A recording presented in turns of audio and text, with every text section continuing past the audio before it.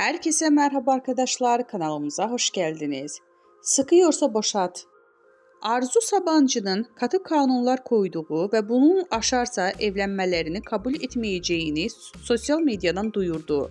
Hande Erçel müstakbel kaynanasına öyle bir cevap geldi ki, ünlü oyuncu Sabancı'nın yaparsan oğlumla evlenemezsin, evlenmiş olsam bile boşatırım diye haber yolladığı ilk kanunu önceden çiğnediği hem de ardından sosyal medyada ilan etti.